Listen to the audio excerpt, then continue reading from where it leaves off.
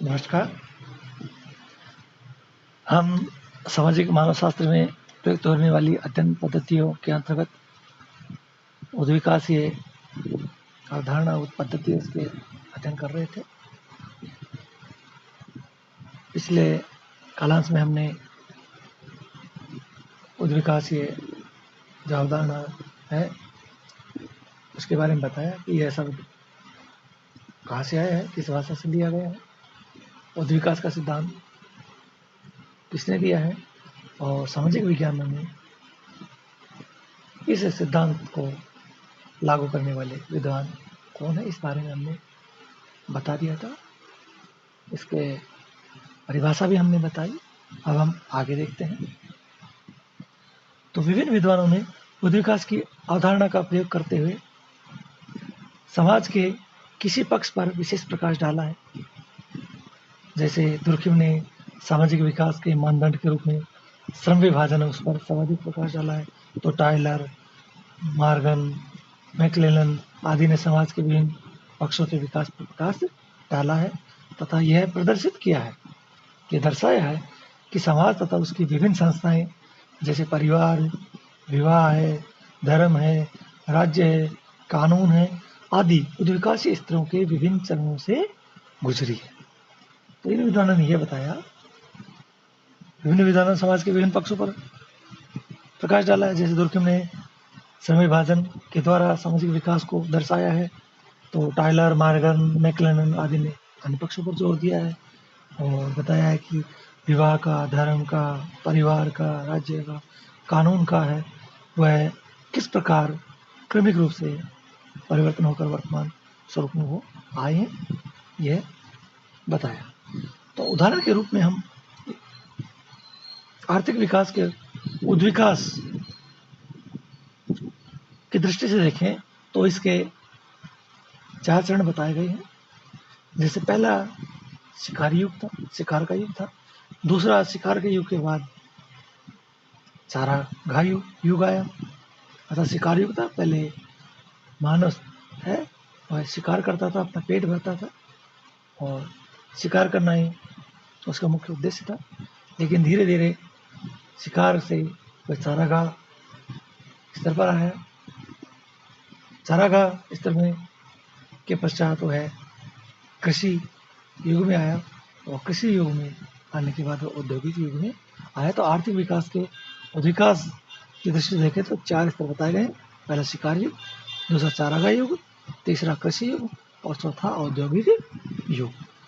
इसी प्रकार से विवाह व परिवार के संबंध में भी उद्विकासवादियों ने कल्पना की है और बताया है कि ये दोनों ही संस्थाएं हैं, ये भी विभिन्न स्तरों से गुजरती हुई वर्तमान स्वरूप में आई है।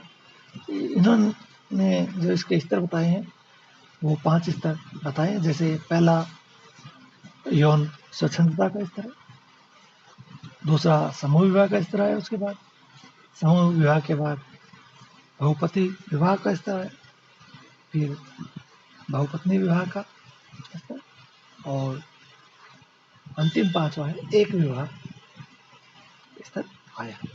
तो इस प्रकार विवाह है उसका उद्विकास होकर आज एक विवाह स्तर पर आया।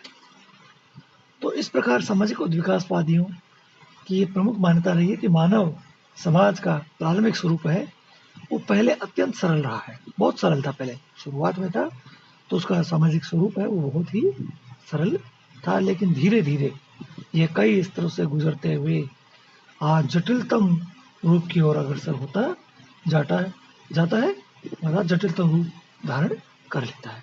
उनके मतानुसार आदिम युग में समाज अत्यधिक सादा व सरल था। इसके विभिन्न अंग हैं वो इस प्रकार से घुले मिले थे कि उन्हें अलग ही नहीं किया जा सकता। किंतु धीरे धीरे सामाजिक जीवन के विभिन्न अंग हैं वो स्पष्ट होने लगे, पृथक होते गए और उनमें श्रम विभाजन तथा विशेषीकरण का संचार होने लगा। उसमें श्रम विभाजन होने लगा और विशेषीकरण होने लगा, किंतु अधिकाधिक भिन्नता के उपरांत भी एकीकरण होता। श्रम विभाजन हो गया, विशेषीकरण हो गया, सब अलग अलग हो गए, लेकिन अलग अलग होने का मतलब है कि सारे विखंडित हो गए, अलग हो गए नहीं, अलग अलग होने के उपरांत भी उनमें एकीकरण पाया जाता है। क्यों पाया जाता है? क्योंकि विभिन्न अंग है वो एक दूसरे से अलग होते हुए भी एक दूसरे पर आश्रित होते हैं। एक के बिना दूसरे अंग का कार्य नहीं चलता है, एक दूसरे पर आश्रित होते हैं। इस प्रकार से समाज में भिन्नता और समन्वय दोनों की प्रक्रियाएं चलती रहती है। इसलिए कहा गया है कि समाज समन्वय तथा भिन्नता का एक गतिशील संतुलन है। तो सामाजिक मानव शास्त्र में बुद्धि विकास उपागम पर जो प्रमुख रूप से जोर देने वाले थे या इसका प्रयोग करने वाले थे, उन विद्वानों में मार्गन, टायलर, बेकोफेन, एग्रीमैन तथा बोआस नामक विद्वान है। उन्होंने प्रमुख रूप से कार्य किया है। और उद्विकासीय प्रारूप की दृष्टि से मार्गन का कार्य है वह महत्वपूर्ण माना जाता है। उन्होंने काफ़ी महत्वपूर्ण कार्य किया है, इसलिए उसके कार्य को महत्ता प्रदान की जाती है। मार्गन एक अमेरिकी समाजशास्त्री थे, मानवशास्त्री भी थे, और इन्होंने सामाजिक मानवशास्त्र में उद्विकासीय प्रारूप का प्रवर्तन भी कहा जाता है। अर्थात जो उद्विकासीय प्रारूप है, मॉडल है, या मतलब इवोल्यूशन मॉडल है, उसका प्रवर्तक मार्गन को माना जाता है, जिसने सामाजिक मानवशास्त्र में उद्विकासीय मॉडल दिया है। मार्गन ने अमेरिका में अध्ययन किया, क्योंकि अमेरिकी समाजशास्त्री मानवशास्त्री थे, उन्होंने अमेरिका में अध्ययन किया है। और मार्गन ने अमेरिका की जो इरिक्वा या इरिक्वास भी कहते हैं, तो उस जनजाति का अध्ययन किया है। और मार्गन इरिक्वा नामक जो अमेरिकन जनजाति है उससे वो इतना आकर्षित हुए, इतने प्रभावित हुए कि उन्होंने उनके साथ ही रह करके अपना कुछ समय भी व्यतीत उस जनजाति के साथ किया है। और इसका उन्होंने काफ़ी फायदा भी उठाया, अर्थात इसका उनको लाभ भी मिला, जिससे वह उस समाज का प्रत्यक्ष अवलोकन और अध्ययन वो आसानी से कर सके। इरक्वा जनजाति की भाषा है, वो सीखते समय उन्होंने यह देखा कि वहाँ के लोग हैं वो पिता या भाई के लिए जिन शब्दों का प्रयोग करते हैं, अर्थात पिता को जिन शब्द से संबोधित करते हैं या भाई को जिस शब्द से संबोधित करते हैं, उस शब्द को ही बहुत सारे रिश्तेदारों के लिए भी वो प्रयोग करते हैं। अर्थात एक ही जैसा शब्द पिता के लिए भी, भाई के लिए भी और रिश्तेदारों के लिए भी प्रयोग करते हैं। तो जब यह आश्चर्यजनक घटना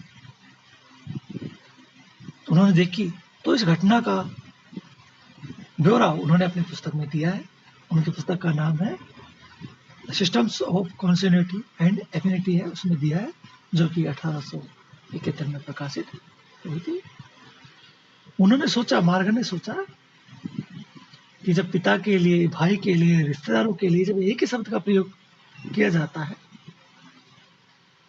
तो शायद इरक्वा लोगों को ये पता नहीं होगा कि उनके माता पिता कौन है। इसीलिए वो एक ही जैसा शब्द है, वो माता पिता के लिए भी, भाई के लिए, रिश्तेदारों के लिए प्रयोग करते। शायद उनको अपने माता पिता के बारे में निश्चितता नहीं होगी कि उनके माता पिता कौन है।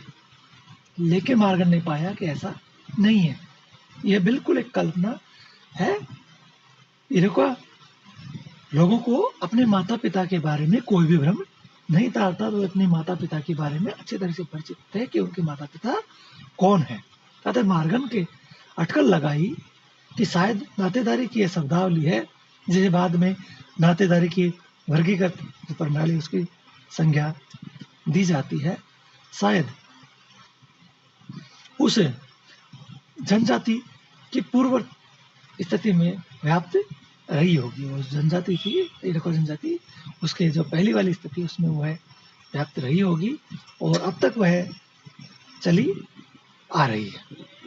तो उस पूर्व स्थिति में वास्तविक माता पिता के बारे में शायद भ्रम रहा होगा, मतलब जो प्रारंभिक अवस्था थी, तो शायद उस समय उन लोगों को अपने माता पिता के बारे में भ्रम रहा होगा, इसलिए जैसे शब्द का वो प्रयोग करते रहे होंगे। लेकिन वर्तमान में जब वो अध्ययन कर रहे हैं, उस समय स्थिति ऐसी नहीं थी। इसी से मार्गन ने परिवार के उत्विकास के विभिन्न चरणों या स्तरों को निश्चित कर दिया। उन्होंने एक उत्विकास का सिद्धांत ही दे डाला। परिवार को एक पूर्ण रूप से संकीर्णता की स्थिति से एक विभाई परिवार की स्थिति में विकास हुआ है और उसने अनेक रिश्तों को एक ही शब्दावली से संबोधित करने की रीति एक उत्तरजीविता मात्र माना, जो संकीर्णता की स्थिति में पहले कभी रही होगी, जिसका उपयोग करते रहे होंगे।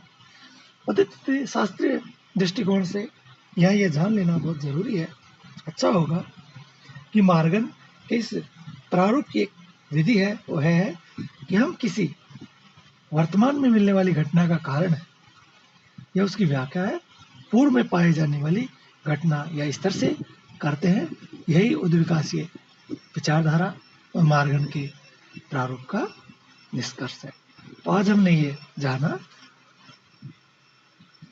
कि सामाजिक जीवन में उद्विकासीय सिद्धांत है, वह किस प्रकार विधानों में उसका प्रयोग किया है। जैसे परिवार के विकास का सिद्धांत बताया, उसके स्तर बताए हैं, उसके आर्थिक विकास के स्तर बताए हैं, और मार्गन ने तो अमेरिका की जो इरक्वा जनजाति है उसका गहन अध्ययन किया और अध्ययन करने के बाद जो नातेदारी की शब्दावली है उसके बारे में अपना विश्लेषण किया है। तो आज इतना ही है, हम कल आगे बढ़ेंगे। धन्यवाद।